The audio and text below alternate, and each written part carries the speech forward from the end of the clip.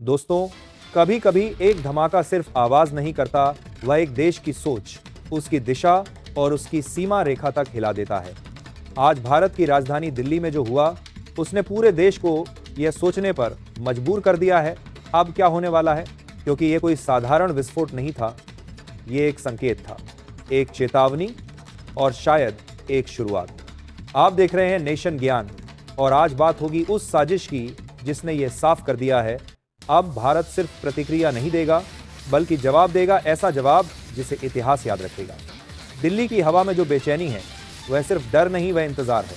देश इस बार जानता है कि मामला सिर्फ एक हमले का नहीं है, यह भारत को उसके घर के अंदर चुनौती देने की कोशिश थी। जांच एजेंसियों ने जब सबूत जोड़े तो सामने आई एक ऐसी कहानी जिसने हर किसी को चौंका दिया। एक डॉक्टर शाहीन शाहिदा, 4 दीवारों के भीतर से दिखने वाली एक साधारण महिला, पर असल में वह 2 साल से कुछ ऐसा इकट्ठा कर रही थी जो किसी अस्पताल में नहीं बल्कि एक बड़े विनाश में इस्तेमाल होने वाला था। फरीदाबाद से 2900 किलो अमोनियम नाइट्रेट मिला। हाँ, 2900 किलो। सोचिए, अगर यह विस्फोटक अपने निशाने तक पहुंच जाता तो कितने शहर जल उठते।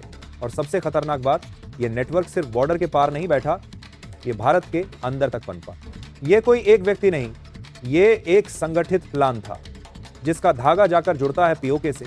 वहीं से भेजे जा रहे थे निर्देश, वहीं हो रही थी ट्रेनिंग और वहीं से चल रही थी ये पूरी आतंकी मशीन। अब सवाल यही है, भारत क्या करेगा? क्या वही जो हर बार हुआ, बयान, निंदा, चेतावनी, या इस बार कुछ और? यहीं से शुरू होती है सबसे बड़ी चर्चा, ऑपरेशन सिंदूर 2।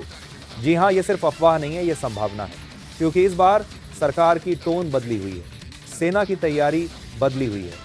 संदेश साफ है, अब चुप्पी नहीं, कार्रवाई होगी। और इस कहानी में आता है एक बेहद अहम नाम, हाजी पीर दर्रा। जेब में रखे चाबी जैसा छोटा सा, लेकिन सबसे जरूरी, यही वो दर्रा है जहां से घुसपैठ होती है, जहां से आतंक फैलता है। 1965 में भारत ने इसे जीता था खून बहाकर, फिर यह गलती से लौटाया गया। अब बार बार यही कहा जा रहा है, अगर हाजी पीर फिर भारत के हाथ में आया तो पीओके का पूरा खेल खत्म, क्योंकि हाजी पीर का नियंत्रण मतलब घुसपैठ बंद, ट्रेनिंग कैंप खत्म, पीओके की सैन्य बढ़त खत्म और भारत को जमीन, रणनीति और ताकत तीनों में बढ़त। लेकिन क्या पाकिस्तान चुप रहेगा? क्या चीन कंधा देगा? जवाब है नहीं।